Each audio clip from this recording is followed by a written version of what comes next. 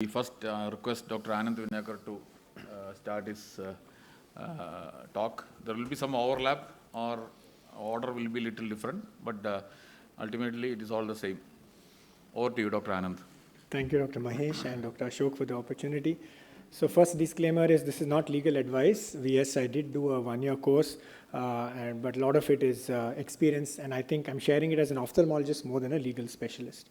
Medico-legal cases, unfortunately, have become a very big thing, and problem is we get a media trial before we get an actual trial. And I think once our reputation is at stake, then even if we are found not guilty later, the damage is already done. So in negligence, there are two ways the court looks at it, and the reason why I'm going to be talking about how compensation is calculated is that we should have a fair idea what is our liability if we lose a case and how we can work backwards in improving our medical indemnity or insurance. So that's the basic outline of this talk. So for example, if you enucleate the wrong eye in a retinoblastoma, or you come drunk and you operate, then the negligence is very complete, and there's no case. So such things in law are called res ipsa loquitur, which means the case speaks for itself. So here you're almost bound to lose the case. So this is not the focus of the talk.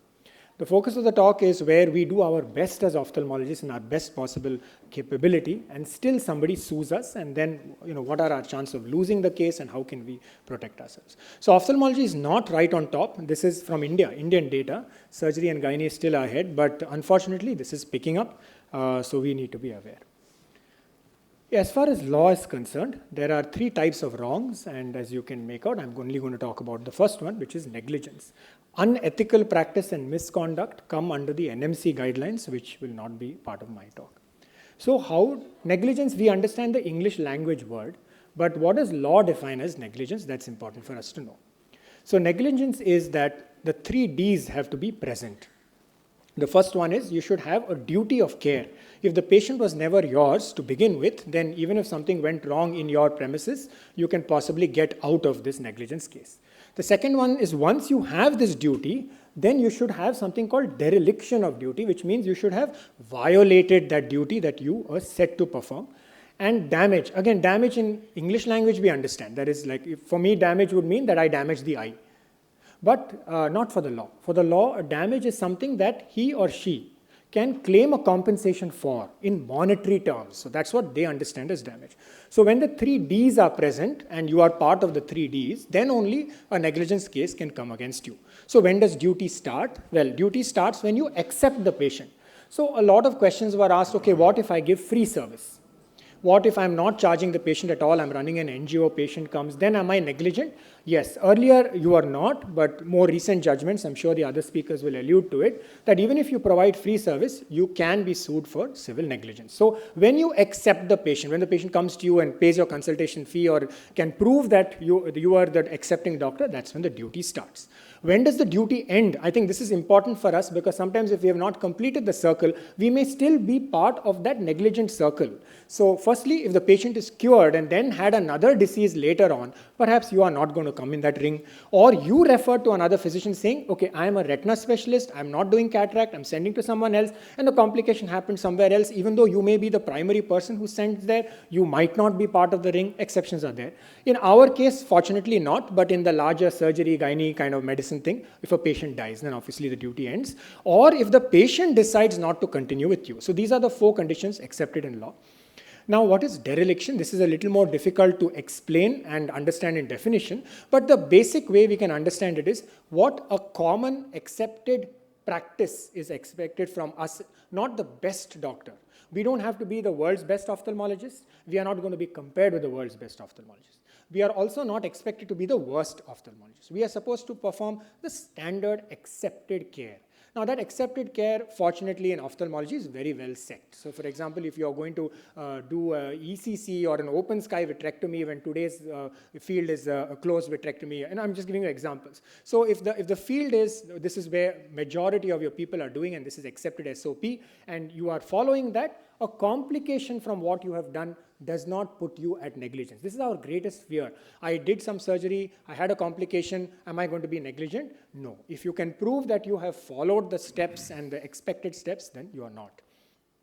Now comes, what does the court look at? So how does anyone claim compensation against you? Now somebody has sued you, or so what are the two things the court will look at? Firstly, is this a criminal case or is this a civil case? Now criminal cases are beyond compensation. In criminal case, you are set to go to jail. There's a punitive action. You have to pay a fine to the government, to the court, and you have to serve a sentence. So this is not compensation. This we are not even going to talk about. That's criminal law.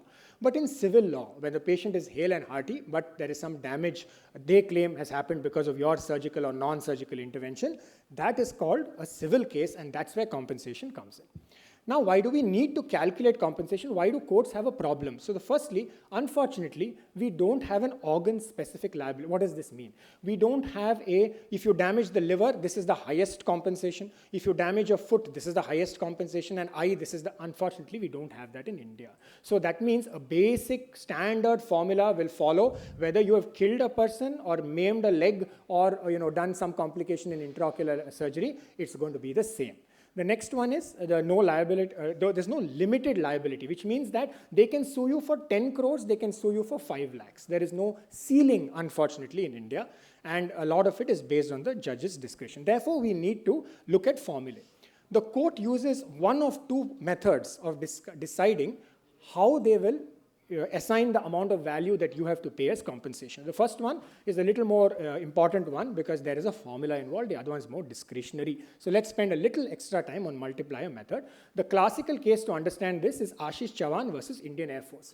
A soldier sues the Indian Air Force saying that I got HIV because you gave me faulty infected blood. So that's the long and short of the case. So he sues them. He sues the Indian Air Force for 95.3 crores. It is dismissed in the Consumer Forum, the National Consumer Forum. He appeals in the Supreme Court. Now, this case became important because formulas were set in. So 95 crores, how did this soldier say, I want 95 crores? So firstly, he said, okay, this is how much I traveled from my town to Delhi for treatment. This is how much I spent for medicines. This is the loss of salary I had based on my current salary and the extra salary that I would have got with promotions going forward. See, assuming that his life has come to now a standstill. Incidentally, he could not get a job again. He had a divorce. So a lot of that was also there. Then he says the lower three numbers, 10 crore, 40 crore, 40 crore, is where the discretionary part comes. I cannot quantify my mental agony. My mental agony may be 100 crores, yours may be 2 crores, anything. It's, muh mange rakam, as they say. So the top one is called pecuniary, which means where you can assign a financial value, and the lower one is non-pecuniary, which is sort of arbitrary. So now this is how he divided his salary claim, and as mentioned, this is how much he was earning, exact amount into 12 per year, this many years, up to retirement and so on. Now what did the prosecution do? The prosecution is now the government. Imagine you are now suing the Indian Air Force. So they have set the additional Solicitor General represented the IAF, and they tried to prove that first of all, these are the things they said, we don't even owe you a pie because of the following reasons. And so most of the times when they look, the respondents look at it, they look at for procedural changes, how you violated a certain procedure, that you did not, perhaps you didn't give your tests on time, your lab examinations on time, and so on. And so on and so forth. As you can see, the ASGs defended their case, but the court said no. The court said that you have to pay. And how did they calculate it? So from 95 crores, they came down to 1.15 crores. Now that's a huge difference, isn't it?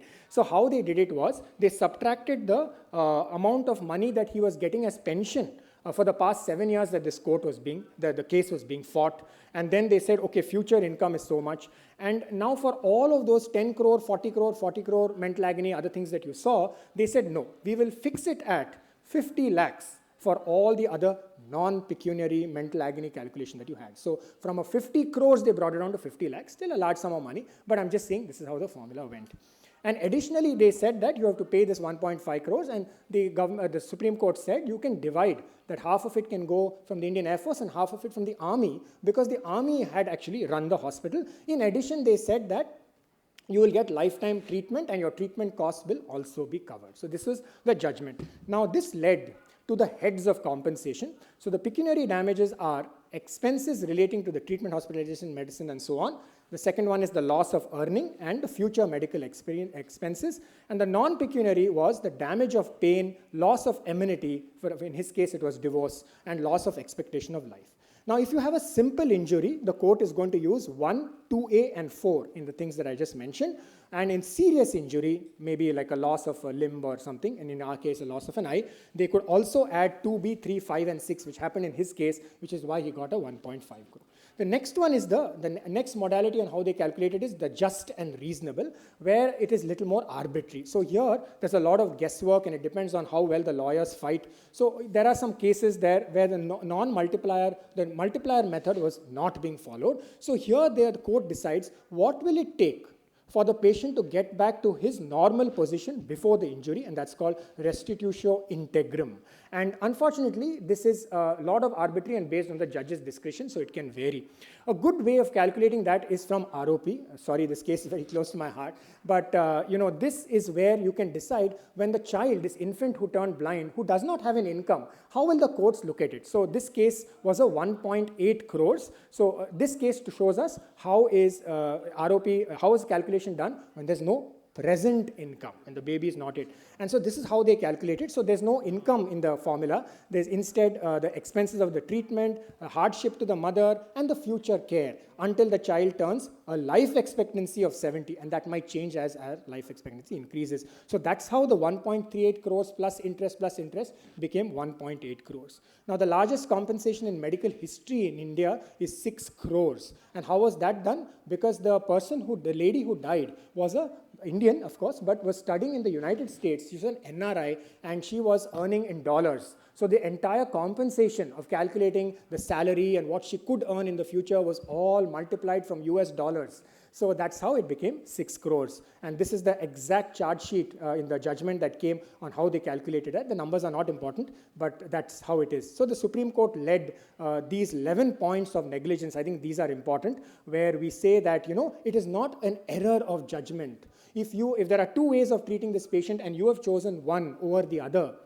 you cannot be held negligent so long as there is at least a group of people who say that I would have also done that. So more larger principles of law, Dr. Ashok will cover, so I'm not going there. And, we are still waiting for this, where, the Home Ministry has said to decriminalize medical negligence deaths. So the legal principles that come from here is that we are only going to be judged based on our so-called specialty. So if you call yourself a specialist, what the duty and that is expected from you is much higher than if you call yourself a generalist or a comprehensive ophthalmologist, and we saw the formulas. And I'm going to end with a medical indemnity. So there are some principles on how much insurance we should take for ourselves. It obviously depends on what kind of care you are giving. For example, in ROP, the recommended amount to be taken is around 2 crores, because you saw the 1.8 crores, and at the current age, if a child goes blind and there is a negligence case against you, it could go up to 4 crores if the parent's earning capacity is more, as you saw from the NRI case.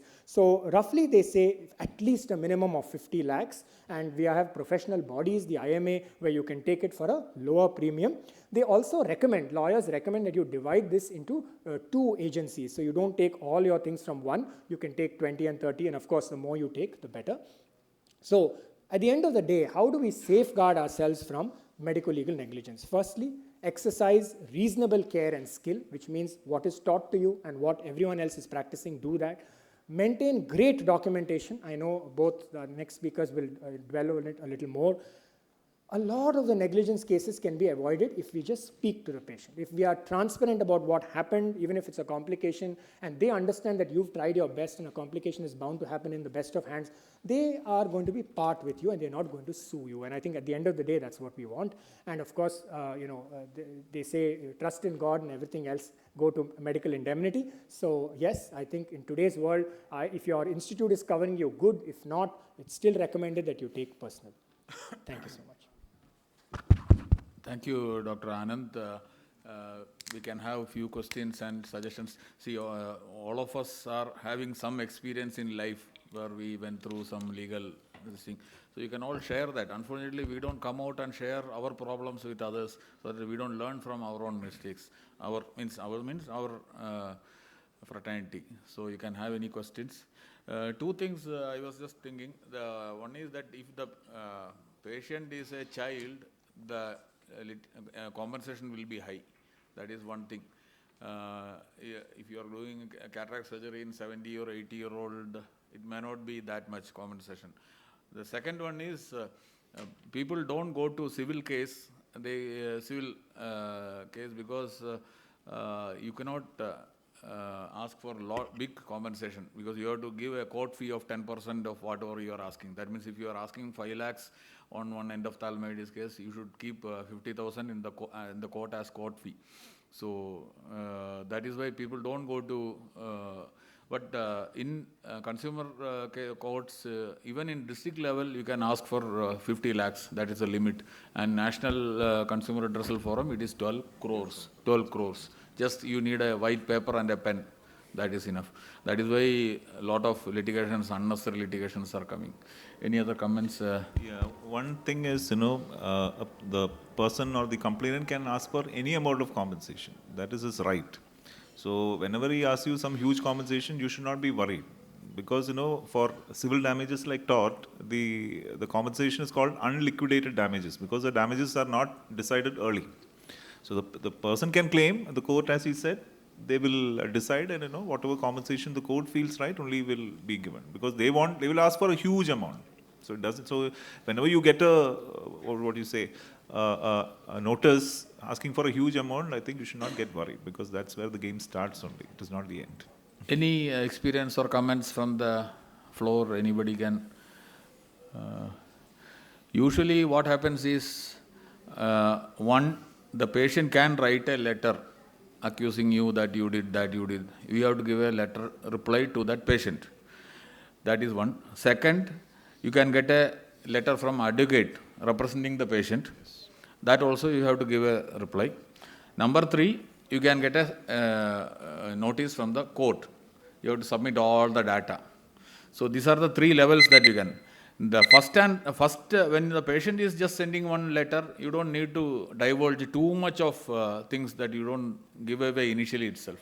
But the second and third, that is from advocate and from the court, you have to really defend your case with strong evidences. So that is. So as Dr. Mahesh said, the process starts with something called as a legal notice. What will happen is if a patient has got a grievance against you, he will send a legal notice through his advocate, saying that you have done me wrong, you give me this much compensation. Now you have to give a reply to that legal notice. When a legal notice is given, it's still not a case. It is just that the patient or the complainant is informing you that he has got a problem. Suppose you decide that I'll give the compensation, finish off, that's it. But again, at that time, you have to give a reply. And giving a reply is very important. So when the patient sends you a legal notice through his advocate, if you don't reply, not giving a reply will be held against you when the case goes to the court of law. And if you give a very good reply, that case will end at that point of time because the patient or the complainant will feel that there is no point in going, or his advocate will say that, see, there is no point going ahead with the case. And once after this process of legal notice only, the person will go to the civil court or consumer court for the actual case. So these are 2 different things. That time when you send a reply to the court, you have to keep the whole case records, whatever evidence. I will give one example. In 2006, I have treated one VKH syndrome. I'm a retina person, so one VKH patient came with hand movements and all this, both exudative RD. I gave him methylprednisolone and steroids. He became 6'6". But 3 months later, I got a letter from his advocate saying that after I gave steroids, his skin has turned white. All these vitiligo patches have come because of my medicine. So that time I knew that this is part of VKH. So I gave a strong reply, including angiography finding. This is a known case of VKH and this is part of the disease. He never went to the court. They understood. But just like that, if somebody is giving a notice, you need not divulge everything, all the details, because they may use it against you when they really go to the court. So that is one thing. The thing is, it's the patient's or the complainant's right to complain against you. You should not feel bad. Just as you have the right to defend yourself, the patient has a right to complain against you. And there is law also, no? Whatever he writes, that's not the end point. Okay? Yeah. So, thank you, Dr. Anand.